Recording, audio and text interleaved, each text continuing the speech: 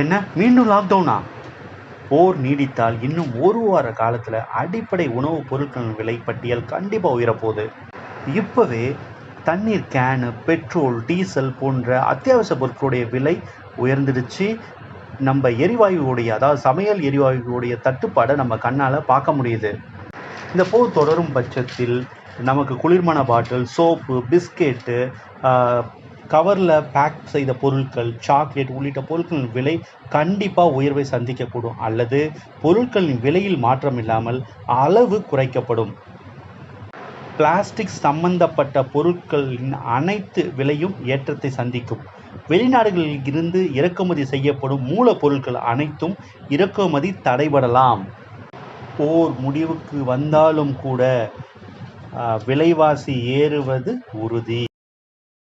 பிலிப்பைன்ஸில் lockdown அறிவிச்சிட்டாங்க. பாகிஸ்தான்லேயும் work from home கொடுத்துட்டாங்க. அவங்களும் பேஸ்டான பாதிக்கு பாதி லாக்டவுன் பேஸில் தான் அவங்களும் ட்ராவல் பண்ணிகிட்டு இருக்காங்க. மற்ற நாடுகளும் லாக்டவுனை பற்றி யோசிச்சுட்டு இருக்காங்க. காரணம், அத்தியாவசிய பொருட்களின் தேவைகள் பூர்த்தி பண்ண முடியாததுனால இந்த லாக்டவுன் பேஸில் போகிறாங்க. டிரான்ஸ்போர்ட்டேஷன் பண்ண முடியலை, ஏன்னா ஃபியூல் தட்டுப்பாடு, அதனால் விலைவாசிகள் உயர்வு அதிகரிக்குது. இது போல் சில விஷயங்கள்னால லாக்டவுன் முன்கூட்டியே பிளான் பண்ணிட்டு இருக்காங்க. நம்ம தமிழ்நாட்டிலையும் எலெக்ஷனுக்கு முடிஞ்சதுக்கு அப்புறம் கண்டிப்பாக லாக்டவுனை எதிர்பார்க்கலாம்ன்ற ஒரு கட்டத்தில் நம்ம இருக்கோம். குறிப்பாக சொல்லணும், இப்போ தமிழ்நாட்டில் இறுதி தேர்வுக்காக மாணவர்கள்லாம் படிச்சுட்டு இருக்காங்க. மாணவர்கள் தேர்வை எழுதி கொண்டுட்டு இருக்காங்க.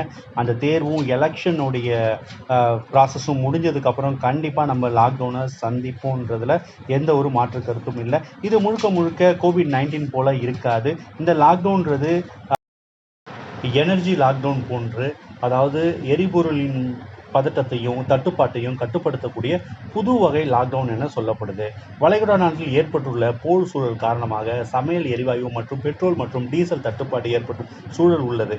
நமது இந்தியாவிற்கு இந்த சூழலை கருத்தில் கொண்டு எரிபொருளை மிச்சப்படுத்தும் எரிபொருளை தட்டுப்பாடுகளை தேசிய அளவில் வராமல் பாதுகாக்க இந்த லாக்டவுன் அமல்படுத்தப்படுறாங்க என பரவலாக பேசப்பட்டு வருகிறது.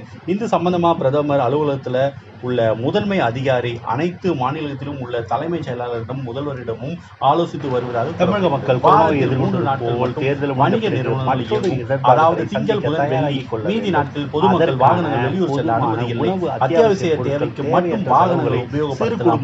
அதுவும் பின்வரும் மாதங்கள் முறையான ஒதுக்கி வைத்தால் பல இடர்படி ஒவ்வொரு முறையும் மருத்துவமனைகளை 40-30 வருஷத்துக்கு எப்படி அதை அடுத்த மாதம் 2ஆம் வாரத்தில் அமல்படுத்த மிகவும் வாய்ப்புள்ளது. அந்த லாக்டவுனில் நமக்கு பொருள் பெருசுமா தட்டுப்பாடு இல்லை, விலை உயர்வு அந்த மாதிரி பிரச்சனைகள் எதுவுமே வரலை.